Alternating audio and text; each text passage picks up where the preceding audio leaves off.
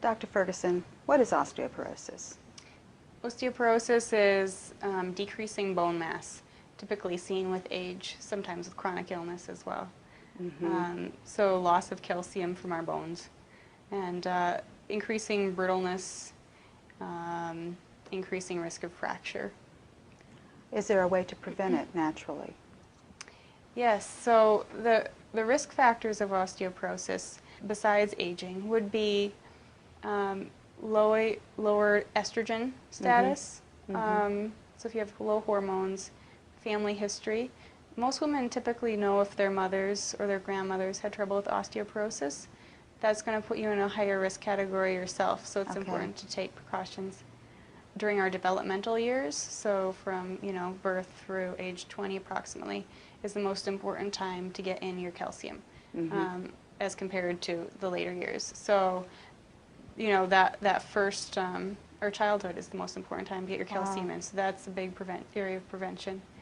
Ways that you can improve your bones would be to take a high quality calcium magnesium supplement. So for example, calcium and magnesium citrate, for example, are going to be better absorbed than calcium oxalate or magnesium oxalate. So those would be two forms that you want to look for above the oxalates. So the calcium magnesium supplement absorption is going to be important too. So absorption of your nutrients and of your of those supplements. So taking it in capsules, in powdered form, in liquid form can improve absorption. One other thing that decreases as we age is our production of stomach acid. So our hydrochloric acid as well as our digestive enzymes. Taking a supplement that has HCl or papain or bromelain or other animal-derived proteolytic enzymes to help with digestion can actually improve our absorption of nutrients, including calcium, magnesium, which are needed for bone health. Do you need to take vitamin D with it for absorption? Vitamin D will certainly help absorption and incorporation into bone. And most women are actually, in this culture, are deficient in vitamin D. So having your doctor check your vitamin D status would be a wonderful starting point, making sure you're having optimal levels of vitamin D in your blood. There are also, researchers are actually finding now too that osteoporosis, like so many other diseases, is linked to inflammation. So here we go again. Yep. So that whole inflammatory disease state, and that that means high glycemic index diet, eating a lot of simple sugars, a lot of simple flour-based carbohydrates, low in fiber, low in nutrients, high in sugars is going to contribute to inflammation. Other things that contribute to inflammation, unhealthy fats that we're taking in. So, so taking your omega-3 fatty acids, using less inflammatory fats such as olive oils, monounsaturated fats versus poor quality fats such as highly processed corn oil or vegetable oils that more typically are bought over the counter. Even coconut oil is supposed to be better for you, isn't it? Yep. Because coconut oil is not as processed and is closer to its natural form, it's not going to have as many trans impurities and trans fatty acid type changes in it.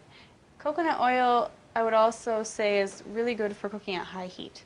So the oils that you cook with, some of them are going to be better for high heat and some of them better for low heat, and because of the trans fats that are produced from that. So olive oil, for example, which is always spoken of very highly for heart health, etc. If it's overheated, it actually can have transformations in it that lead to trans fats. So you're actually not doing yourself any good by using olive oil if you're cooking with it above that medium setting on your stove. A general recommendation is not to let your oil smoke. If your oil is smoking, it's too hot, and those inflammatory carcinogenic changes can take place in it. So we wouldn't think of inflammation affecting our bone health, but it does. It does. So along with inflammation is the way that our body produces estrogens and breaks down estrogens and the products that are produced from that. Because estrogens are linked to bone health, which we know, it's important that our body processes them correctly. So if our liver is overloaded with toxins from the environment, with excess hormones because we're taking unnatural estrogens or other things like that, you can actually have inflammation causing breakdown products of your estrogens.